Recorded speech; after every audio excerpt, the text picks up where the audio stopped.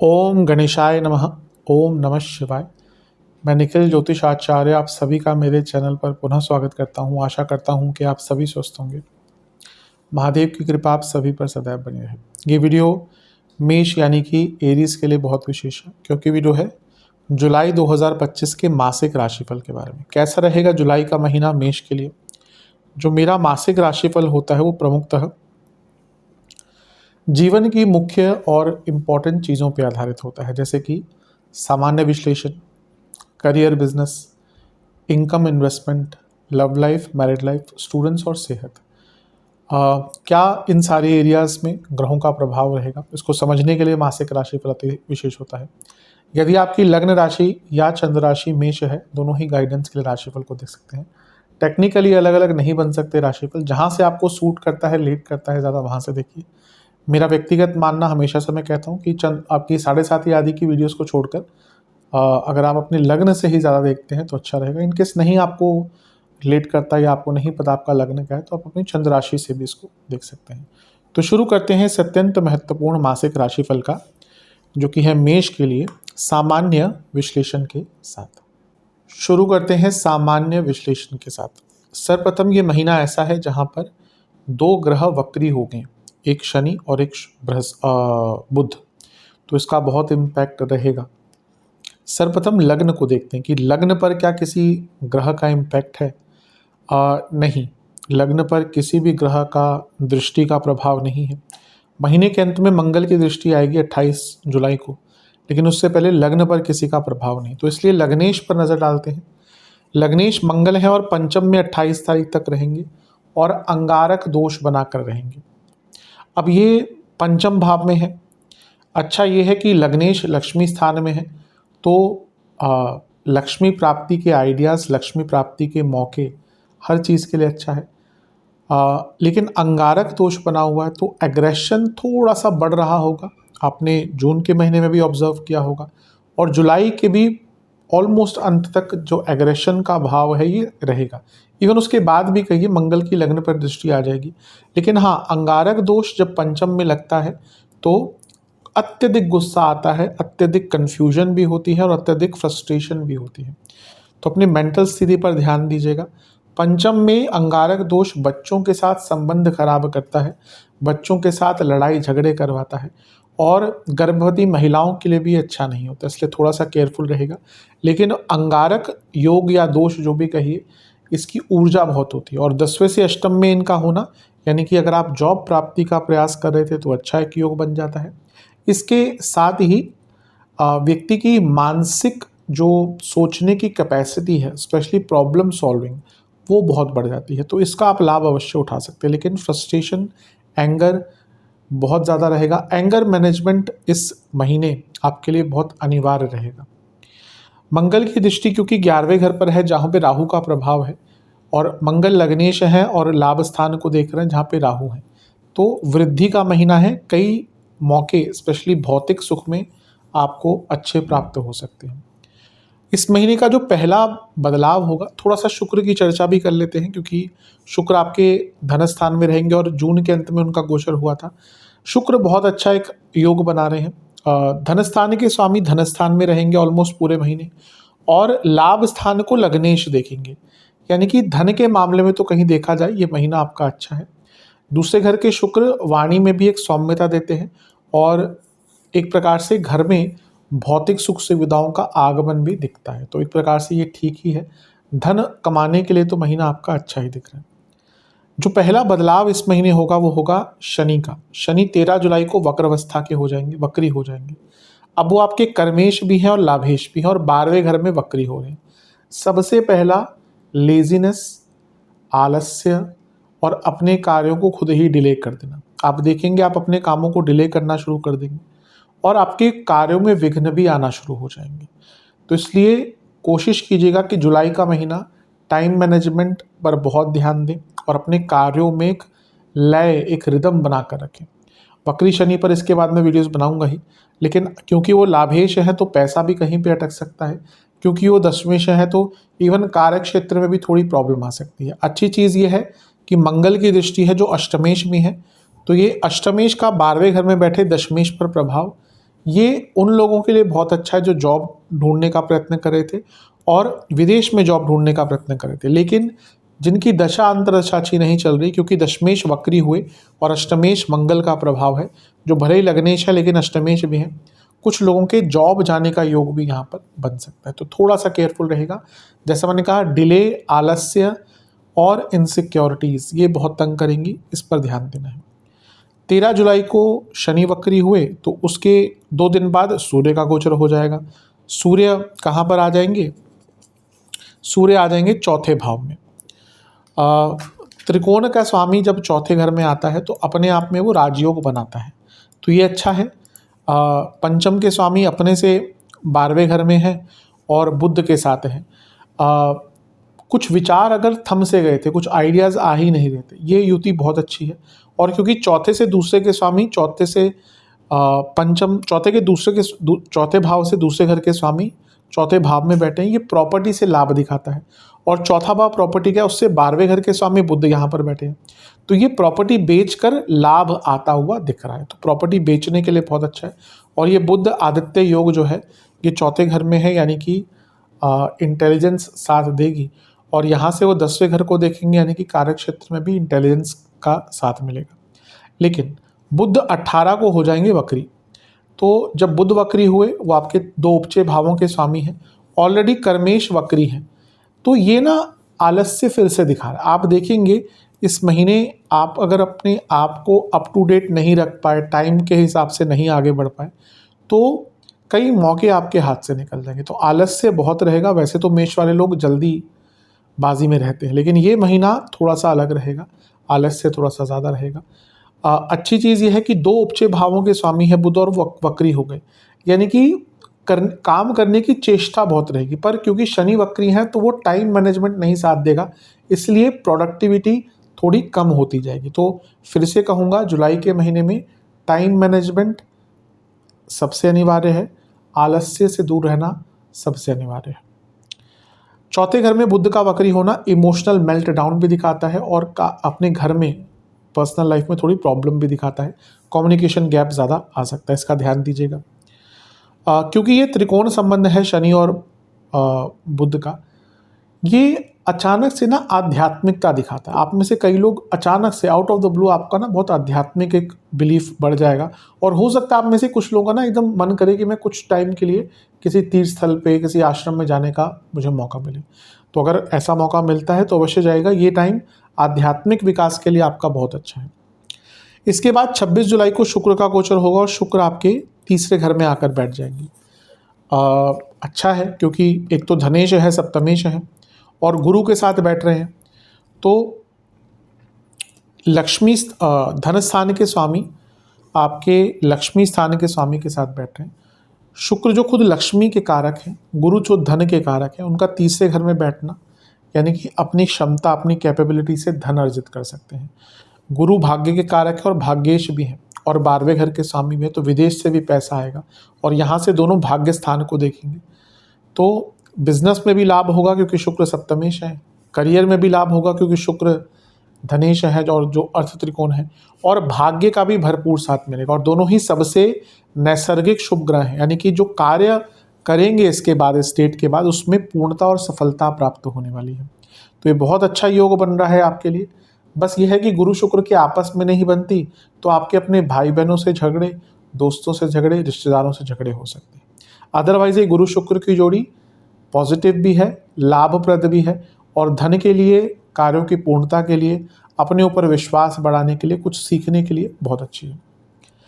इसके बाद मंगल का गोचर भी होगा और मंगल आपके छठे घर में आ जाएंगे 28 जुलाई को। इन पे थोड़ा सा ज़्यादा जोर मैं वैसे अगस्त के महीने में दूंगा, लेकिन चर्चा कर लेते हैं। छठे घर के मंगल बहुत स्ट्रॉन्ग अवस्था होती है मंगल की, और वो यहाँ पे आके विपरीत राजयोग भी बना रहे हैं। तो लग्नेश विपरीत राजयोग बनाते हुए लग्न को ही देखेंगे और भाग्य स्थान को भी कनेक्ट करेंगे अपनी चौथी दृष्टि से, और 12वें घर को भी कनेक्ट करेंगे अपनी 7वीं दृष्टि से। तो ये बता रहा है कि कुछ बहुत बड़ा बदलाव करने का मौका मिलेगा, विदेश जाने के अवसर, विदेश से लाभ कमाने के मौके और भाग्य के साथ के देने के कारण अचानक से जीवन में कुछ बहुत बड़े बदलाव भी आ सकते हैं और अपने लीगल कार्यों में सफलता भी आपको प्राप्त हो सकती है। तो ये मंगल का वैसे भी छठे घर में आना अच्छा ही होता है, क्योंकि लग्न को देखेंगे, अपने लग्न को देखें, अपनी खुद की राशि को देखेंगे तो महीने के अंत में जाते जाते कोई बहुत इंपॉर्टेंट कार्य आपका पूर्ण हो सकता है। लेकिन जैसा मैंने शुरू में कहा था, गुस्से पर इसका कोई बहुत पॉजिटिव इम्पैक्ट नहीं रहेगा, फ्रस्ट्रेशन और गुस्सा तो आपका बढ़ता रहेगा।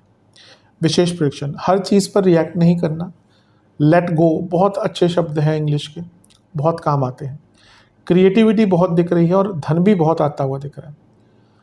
कुछ बड़ा अगर करने जा रहे हैं, करना चाह रहे हैं तो हार मत मानिए, निराशा मत अपने अंदर ले आइए, क्योंकि अभी लग रहा है कि इच्छाएं और प्लानिंग तो बहुत बड़ी है, लेकिन वो जो एक परसिवियरेंस होती है, एक पेशेंस होती है, वो लैक कर रहे हैं। अपनी एनर्जी को प्रोटेक्ट कीजिए गलत लोगों से, गलत परिस्थितियों से, और कुछ बुरा हो रहा है तो वो निकल जाएगा। ये मत सोचिए कि यहीं पे जीवन का अंत होने वाला है। आप बहुत अच्छा कर सकते हैं, दूसरों के कहने से अपने आप को ये मत सोचिए कि आप अच्छे नहीं हैं, दूसरों की बातों में ज़्यादा मत आइए, दूसरों के कटाक्ष को बहुत ज़्यादा महत्व मत दीजिए। फिर से कहूँगा कि जो चीज़ नहीं कर सकते उसके लिए मना कर दीजिए। कभी कभी ना सरेंडर कर देना बहुत अच्छा होता है। मैं नहीं कर सकता भाई, तो वो बहुत इंपॉर्टेंट होता है। कभी कभी दूसरों के लिए सेक्रीफाइस करते जाते हैं, करते रह रहे हैं, ये आप आगे चलकर आपको ही तंग करेगा। अपने लिए सोचना शुरू कर दीजिए, अपनी बातों में वज़न रखिए। अभी क्या लगता है ना कि आप कुछ बोलते हैं लेकिन बहुत ज़्यादा बोल देते हैं तो बातों में वज़न नहीं होता। कम बोलिए, स्पष्टीकरण और एक भार के साथ बोलिए ताकि आपकी बातों को लोग सुने। हिम्मत बहुत रहेगी, महीने के अंत तक जाते जाते भाग्य का भी साथ मिलेगा और अपनी गलतियों को सुधारने का मौका भी इस महीने आपको प्राप्त होगा। गुस्से से अगर आपने अपने आप को बचा लिया तो महीना अवश्य अच्छा जाएगा। कुछ नेगेटिव चीज़ें फिर से दोहराऊंगा जो मैंने कही है। टाइम मैनेजमेंट, इस महीने आप क्या तो बहुत जल्दी करने की कोशिश करेंगे या डिले। ओवरबर्डन बहुत रहेगा, मानसिक और शारीरिक। लेजीनेस भयंकर दिख रही है, आप कार्यों को अधूरा बहुत छोड़ेंगे और लोगों की बातों से बहुत अफेक्ट होंगे। तो इन सब चीज़ों पर बहुत ध्यान देने की आवश्यकता है। महीना थोड़ा अच्छा है, जो तो कुछ नेगेटिव चीज़ें हैं उन पर ध्यान दीजिएगा। चलते हैं करियर की तरफ। जहाँ तक करियर की बात है, थोड़ा सा इम्पैक्ट रहेगा क्योंकि आपके 10वें घर के स्वामी ही वक्री हो रहे हैं इस महीने। सबसे पहले शुक्र जून के अंत से आपके दूसरे घर में होंगे, क्योंकि वो अर्थ त्रिकोण में है। करियर का एक सेकेंडरी भाव माना जाता है इसको, और वो 10वें से 10वें के स्वामी है, लग्न से सप्तम के स्वामी है। ये थोड़ा बहुत प्रमोशन का और सैलरी इंक्रीज का भी योग बना देता है। लेकिन 13 तारीख को देखिए शनि वक्री हो रहे हैं और वो आपके दशमेश हैं और 12वें घर में हैं। ये पहला तो शुक्र क्योंकि अर्थ त्रिकोण में है तो ऑफिस पॉलिटिक्स भयंकर बढ़ेगी। प्रमोशन के चांसेस महीने के शुरुआती भाग में बहुत ज़्यादा है, लेकिन उसके बाद ऑफिस पॉलिटिक्स के कारण ही शायद वो डिले हो जाए या प्रॉब्लम आ जाए। और यहाँ पे कुछ लोगों के जॉब में दिक्कतें बढ़ सकती हैं, परेशानियाँ, प्रॉब्लम्स, गलतियाँ, एडिड प्रेशर। तो ये शनि क्योंकि आपके दशमेश हैं, करियर के भाव के स्वामी हैं, उनका वक्री होना 12वें घर में थोड़ा सा प्रॉब्लम लेकर आएगा। इवन अगर बहुत बुरा कोई समय चल रहा है, आपकी दशा अंतरशा प्रत्यंतर बहुत बुरी है, तो यहाँ पर कुछ लोगों के जॉब जाने के योग भी बन जाते हैं। और सूर्य का गोचर होगा 16 तारीख को, वो ठीक है, कोई बहुत बुरा नहीं है, लेकिन फिर से देखिए कि 10वें से अष्टम के स्वामी है वो, ठीक है, तो ये एक अनिश्चितता देता ही है। और रही सही कसर 18 तारीख को बुध पूरी कर देंगे, बुध भी वक्री होंगे और 10वें घर को देखेंगे। तो ये महीना कार्य क्षेत्र में थोड़ा टफ रहेगा। मैं ये नहीं कह रहा सबकी जॉब चली जाएगी, लेकिन हाँ देखिए मार्केट के हालात अभी भी बहुत अच्छे नहीं हैं, कई लोगों की जॉब जा रही है, कॉन्स्टेंटली जॉब्स जा रही हैं।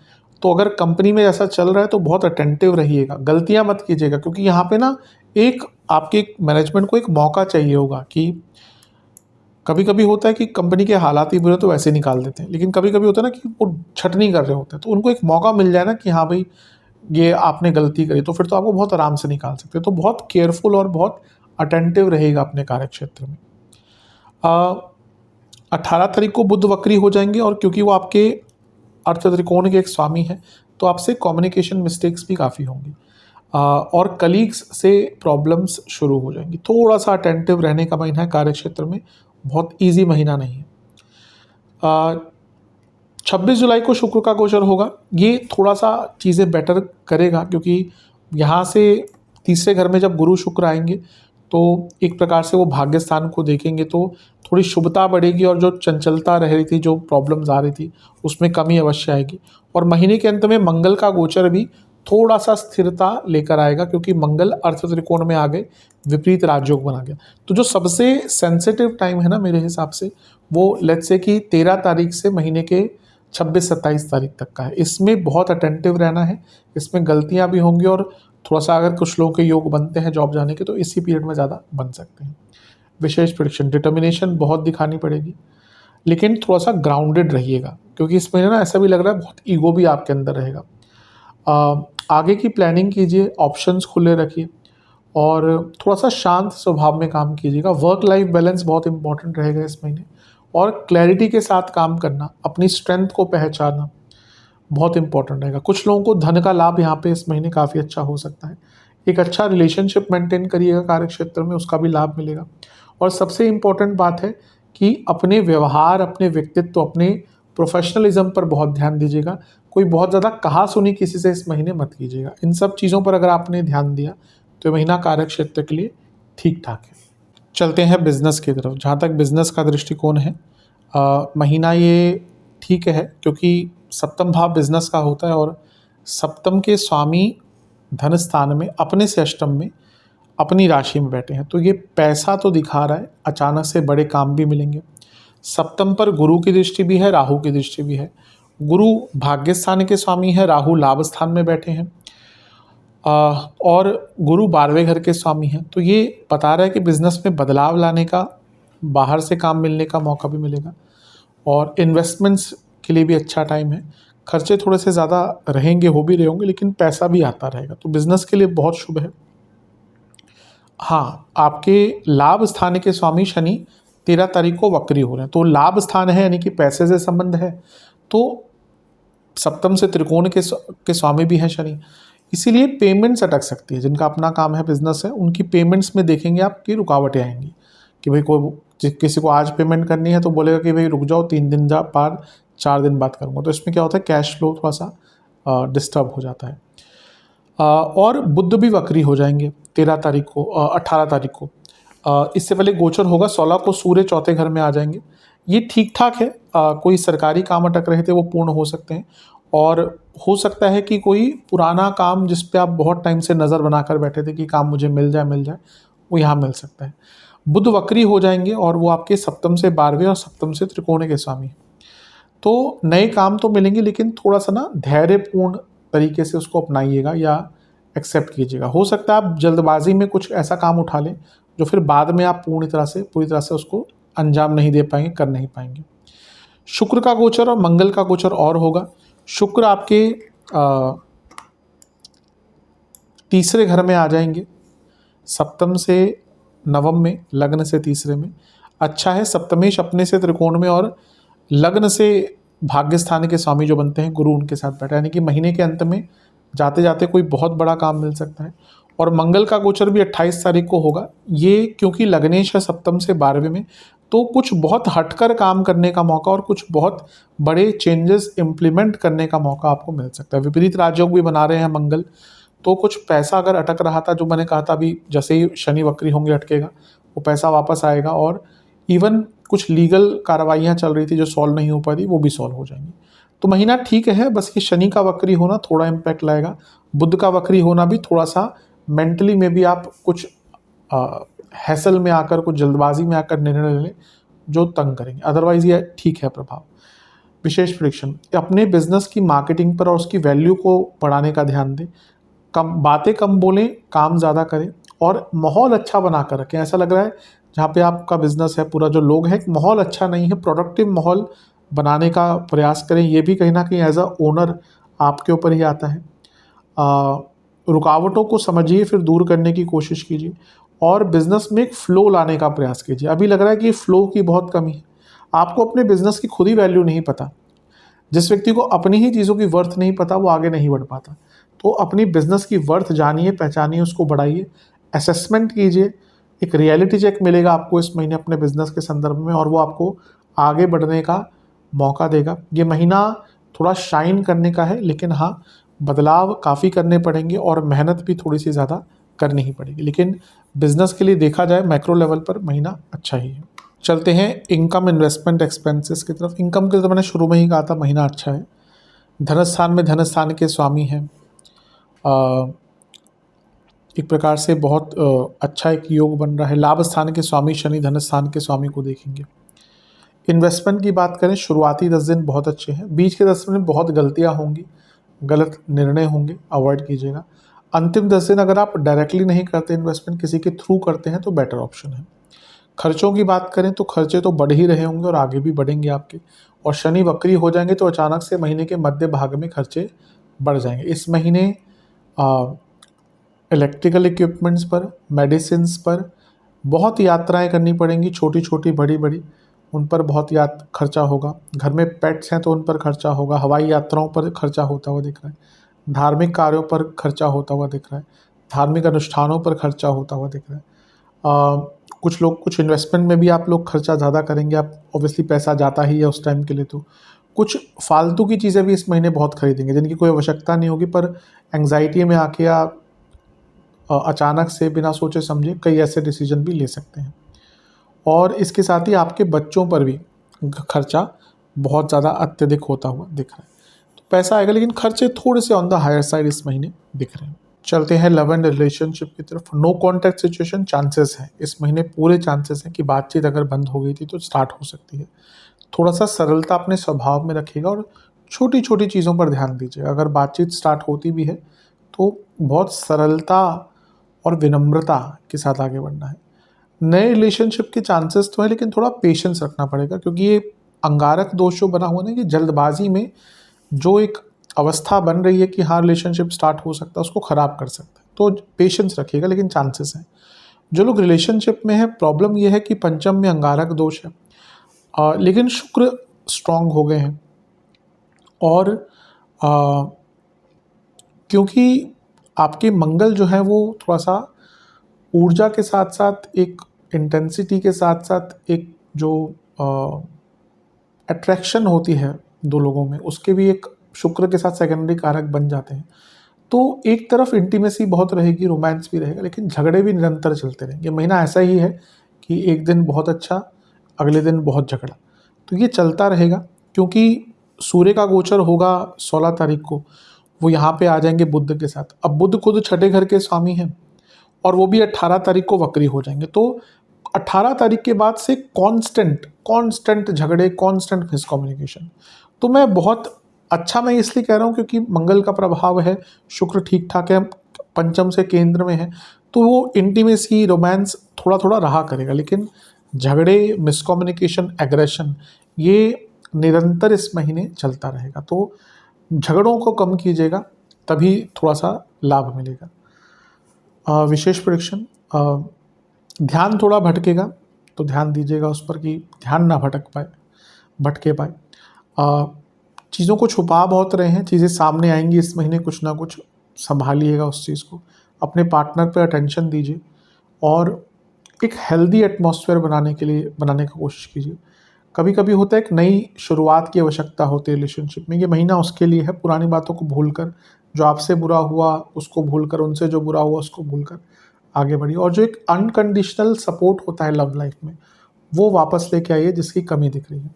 एक आत्मीय तौर पर कनेक्शन नहीं दिख रहा, इसके कारण दिक्कत बढ़ती हुई दिख रही है। वैवाहिक जीवन की तरफ चलते हैं।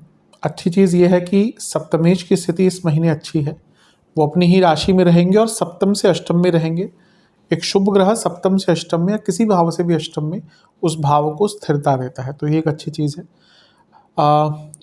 थोड़ा सा नेगेटिव ये है कि राहु का प्रभाव बने रहेगा और गुरु का प्रभाव भी बने रहेगा। गुरु का प्रभाव बुरा नहीं है, लेकिन क्योंकि वो 12वें घर के स्वामी है तो इनकंसिस्टेंसी, और राहु का प्रभाव ओवर एक्सपेक्टेशंस। तो ओवर एक्सपेक्टेशन मत कीजिएगा, इनकंसिस्टेंसी से बचिएगा, एक स्थिर कम्युनिकेशन रहेगी तो बहुत अच्छा रहेगा। तो इन सब चीज़ों पर अगर आपने ध्यान दे दिया तो ये महीना ठीक है, इतना बुरा महीना नहीं दिख रहा मैरिड लाइफ के लिए। सूर्य का गोचर 16 तारीख को होगा। यहाँ से थोड़ा सा वर्क लाइफ बैलेंस बिगड़ेगा और उसका एक इम्पैक्ट पड़ सकता है, थोड़ा इन लॉस के कारण भी दिक्कत आ सकती है। 18 तारीख से थोड़ा ध्यान दीजिएगा, बुध वक्री हो जाएंगे क्योंकि तीसरे घर के स्वामी हैं, सप्तम से त्रिकोण के स्वामी हैं, कम्युनिकेशन गैप आना शुरू हो जाएंगे, तो यहाँ से केयरफुल रहना है।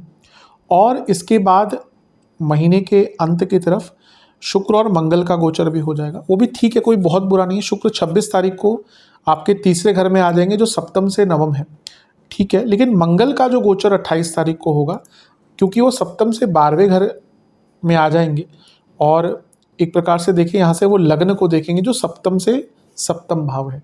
महीने के एकदम अंत में, क्योंकि उन पर वक्री शनि का प्रभाव भी पड़ रहा होगा, महीने के एकदम अंत में बहुत बड़ा झगड़ा आप दोनों के बीच में हो सकता है जो बहुत एग्रेसिव लेवल पर जा सकता है, तो वहाँ पे सबसे ज़्यादा केयरफुल रहना है। अदरवाइज कोई बहुत ज़्यादा बुरा महीना नहीं दिख रहा।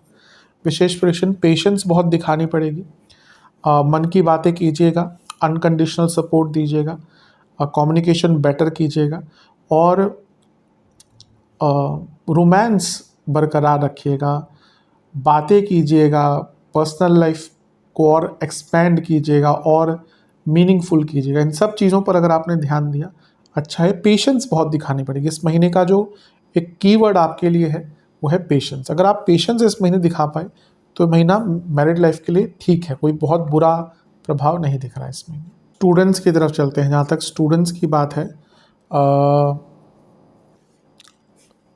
पहले एग्ज़ाम से स्टार्ट करते हैं। और शुरुआती 10 दिन अच्छे हैं, बीच के 10 दिन थोड़ा सा अपनी तैयारियों में बदलाव करना पड़ेगा। जो आपका वे ऑफ प्रिपेयरिंग है उसमें थोड़ा सा स्ट्रेटजी बदलनी पड़ेगी।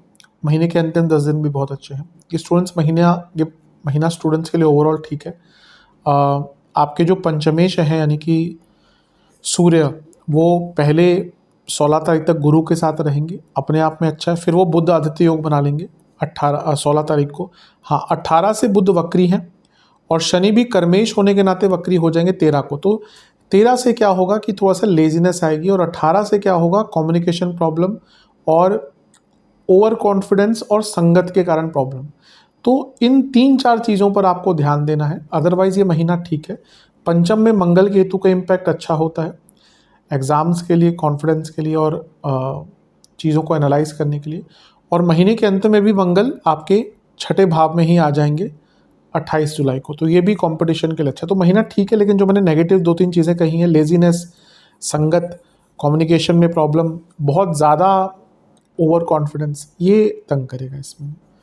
विशेष प्रेडिक्शन, जो कर सकते हैं सच में उतना ही काम अपनाइएगा या उतना ही प्लानिंग कीजिएगा। ये सोचना मैं इस महीने इतना कुछ पढ़ लूँगा और अंत में जाकर कुछ भी नहीं करना, वो प्रेशर में ही कि मेरे को इतना पढ़ना है। जितना कर सकते हैं रियलिस्टिकली उतना ही काम या उतना ही स्टडी का प्लानिंग कीजिएगा। डाउट्स क्लियर करिए, क्योंकि ऐसा लग रहा है बिना डाउट्स क्लियर करे ही आगे बढ़ते जा रहे हैं। अपनी ऊर्जा का संरक्षण कीजिए, बदलाव कीजिए जो लाने हैं अपने व्यक्तित्व में, अपने दिनचर्या में, और किसी पर डिपेंडेंसी मत रखिए। अभी लग रहा है आप किसी पे बहुत डिपेंडेंट हैं और ये चीज़ आगे चलकर तंग करेगी। हाँ, ये है कि भाग्य का साथ इस महीने अवश्य आपको मिलता हुआ दिख रहा है। ठीक ठाक महीना है स्टूडेंट्स के। सेहत की तरफ चलते हैं। इस महीने एसिडिटी, नेत्र विकार, दंत विकार, थायराइड संबंधित रोग, इन्फ्लेमेशन, पैरों में रोग, वेरिकोस वेन्स, फ्लैट फुट है तो दिक्कत बढ़ेगी। इसके साथ ही आपको कार्डियक प्रॉब्लम है तो बहुत ध्यान दें। शुरुआती 10 दिन में कार्डियक प्रॉब्लम, जोड़ों का दर्द, पेट के रोग, स्लीप डिसऑर्डर। बीच के 10 दिन में एसिडिटी, हड्डियों से संबंधित रोग, दांतों के रोग, आंखों के रोग। अंतिम 10 दिन में स्किन इन्फेक्शन, चेस्ट संबंधित प्रॉब्लम और नसों की प्रॉब्लम, ये तंग कर सकते हैं। उपाय के स्वरूप में सर्वप्रथम शिवलिंग का आपको शुद्ध दूध से और दूध में 2 चम्मच शहद मिलाकर अभिषेक करना है। पहले दूध लेना है, उसमें 2 चम्मच शहद मिलाकर अभिषेक करना है और शिव चालीसा का 4 बार पाठ करना है। बजरंग बली के मंदिर जाकर उनको 2 मीठे पान और 1 नारियल और कोई भी सफ़ेद रंग की मिठाई का भोग लगाना है। एक चमेली के तेल का दिया अर्पण करना है और वहीं बैठकर हनुमान बाहुक का 2 बार पाठ करना है और किसी भी वृद्धाश्रम में कुछ दान करना है। ये उपाय कर लेंगे, महीना श्रेष्ठ जाएगा, सर्वश्रेष्ठ जाएगा। आशा करता हूँ ये वीडियो आपके काम आएगी। चैनल पर नए हैं सब्सक्राइब कीजिए, वीडियो को लाइक कीजिए। मिलता हूँ अगली वीडियो में, तब तक के लिए ओम नमः शिवाय।